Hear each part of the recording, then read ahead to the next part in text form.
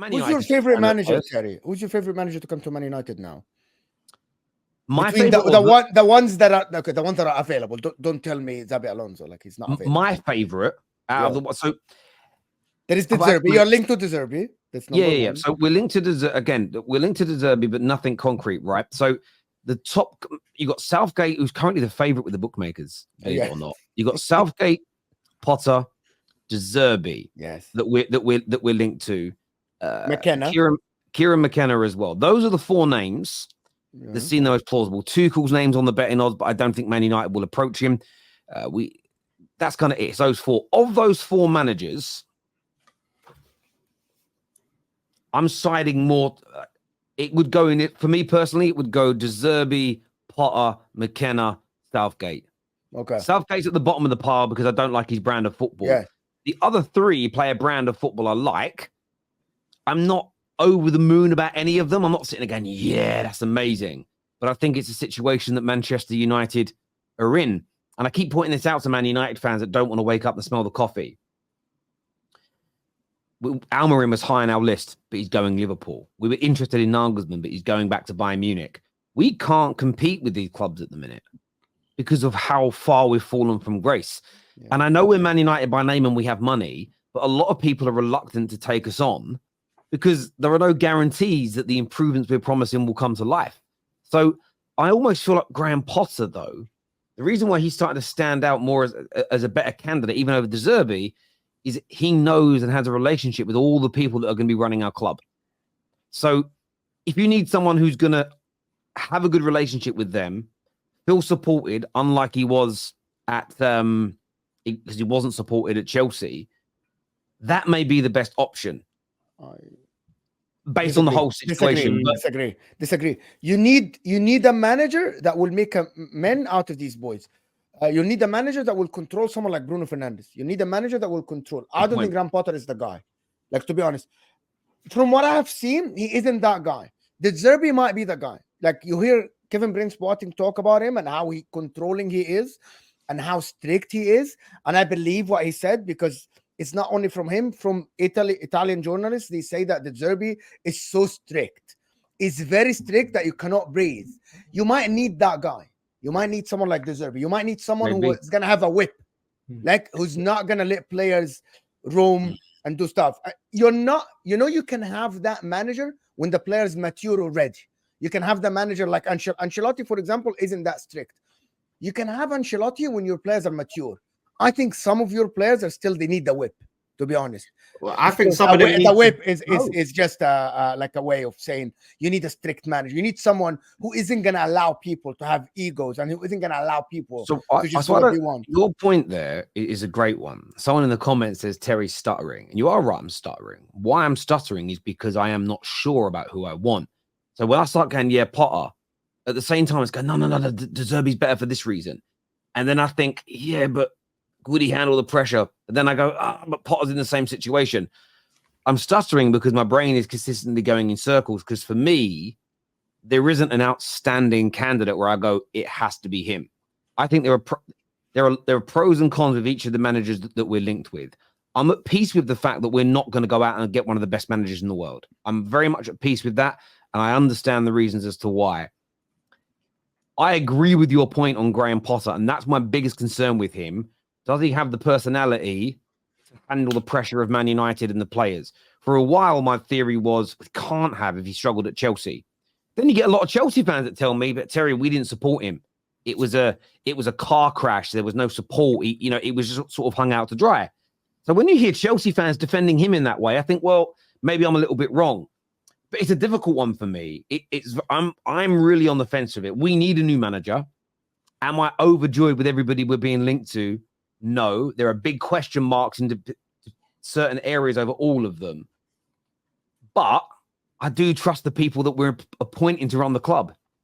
When you look at their track records and their CVs. So this is where I'm really conflicted. And I'm conflicted because they don't excite me, these managers. Yeah, of course. But I like the people that are running the club. So there's a part of me that's just saying, I almost feel like stepping back. I'll give an opinion, but I'm very open-minded. I'm not going to make any crazy statements about any of those managers of he's going to be sacked by December. We're going to go backwards. We're going to be awful. Nothing's going to improve. I'm not making any statements like that because I just don't know, because the people we've employed excite me. They're people that are top level and big clubs have been after them for a long time and still are. They've worked with some of the biggest clubs, been involved with some of the biggest associations. So I sort of want to sit back and for a little while let professionals do their job, which we haven't had do their job at United for a decade. So that's where, do you get where I'm coming from? I think before Lolis comes in, I want to throw a question, and Lolis can answer it. The question that I keep asking myself, and I ask all the Man United fans: can Man United afford to get it wrong, Lolis? Because I don't think so. If they get the next appointment wrong, can they afford that? How back will they fall behind?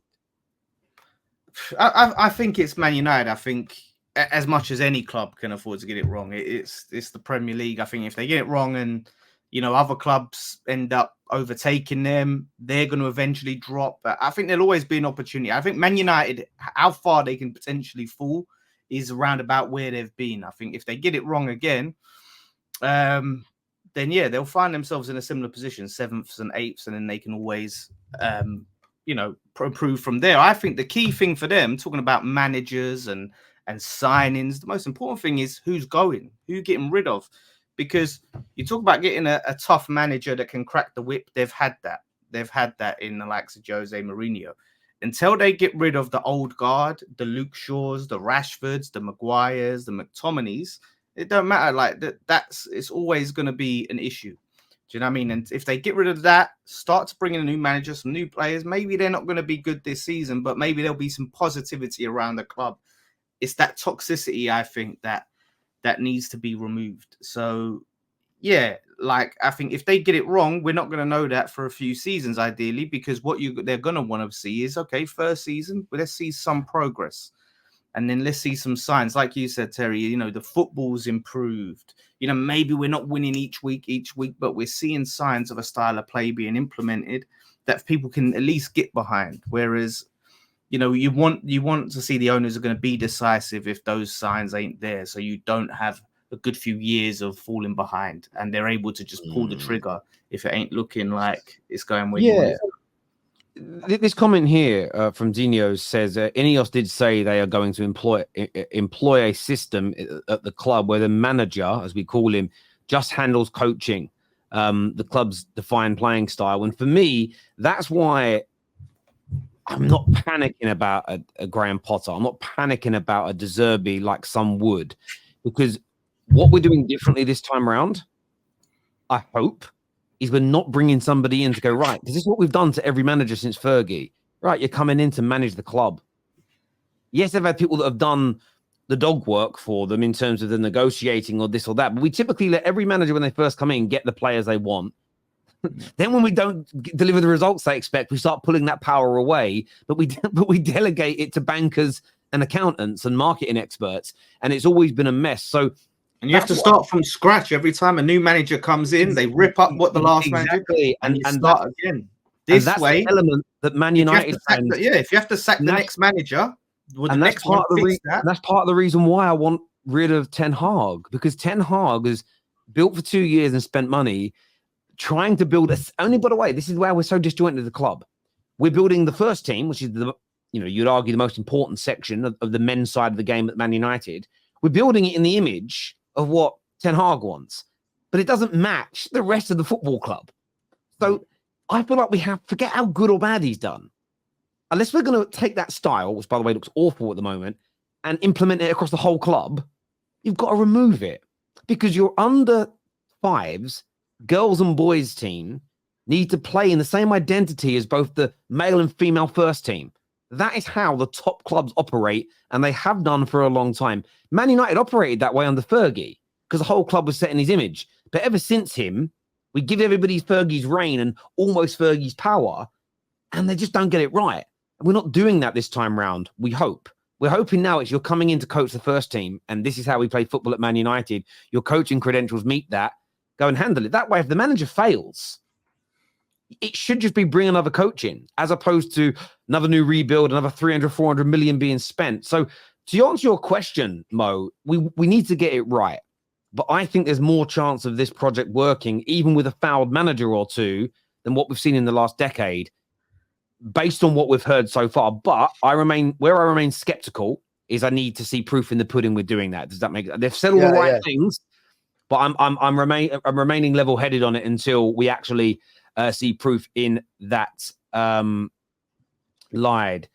Terry, he was lied to on many fronts, and I'm not advocating keeping or sacking him, but your narrative regarding his non-Ajax style is important.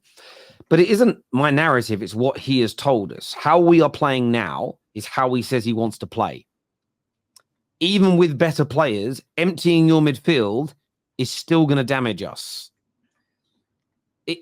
Nobody else does that. Why does no other manager who's successful empty their midfield? Like, I understand there's elements that can be argued, but listen to what he says himself.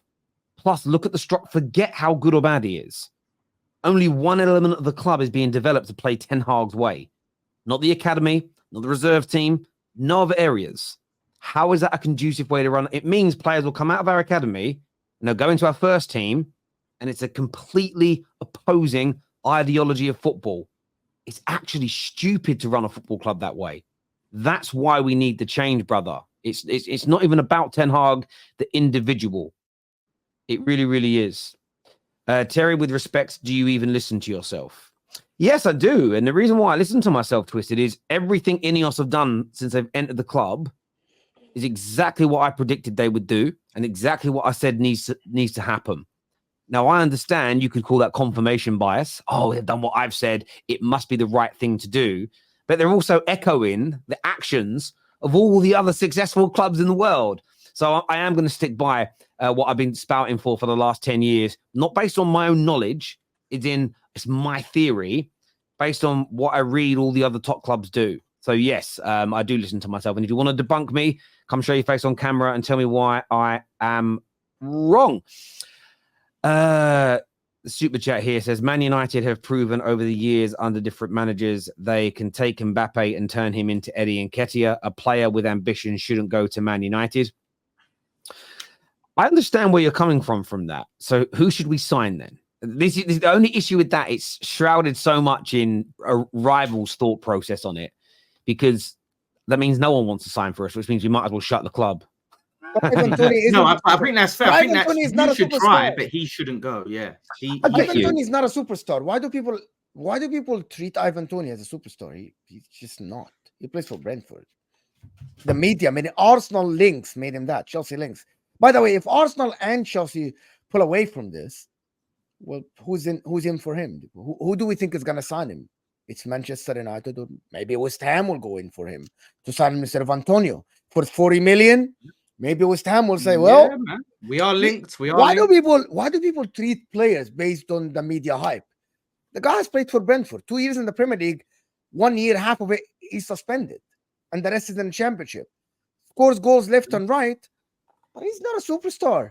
He's not. No, but sometimes players, you talk about that pressure, that Man United pressure. Sometimes players, don't rise to it, and it's not just that the way the club's run hasn't helped players, but sometimes you go, well, if he goes there, he's a good player, but will it work out for him? If he goes there and he flops at Man United, whether it's his fault or his own, and he's on high wages and he's just left to sort of rot, then maybe he's better at taking a slightly step down and being the main man, a bigger fish in a smaller pond, maybe. Maybe that's listen. I think I understand where people are coming from with what they say, but it's just never the reality. For a decade now, every summer it's been United won't sign people, can't sign people, nobody will want to go there. It's never quite been the case. And a lot of people will be bought into the idea of being part of a rebuild at Man United, because if you're part of a group that gets us back to challenging, there's a status in that's almost unattainable for a lot of these players anywhere else. This is the thing about Ineos that I like, is they bring in credibility from the footballing world, but I think Erik ten Hag will be here next year because the managers available aren't supremely better than him. Listen, if he's here next year, I'd be really intrigued to see how it works. And if he is here, I hope it works. Would you This is the back him? thing with me, I don't have an agenda. My agenda is Man United become better. If my opinion is wrong, I don't now down the agenda. I go, great, we've got better, which is my agenda. My opinion was wrong. I'm now going to get on board with it. I'm really not married to the opinion. I'm married to the agenda that I want Man United to get better. I think you should almost have to re-interview for the position, like where they're talking and basically just say, why do you think that, you know, you fit into our new vision of, I agree. you know, how we want Man United to be?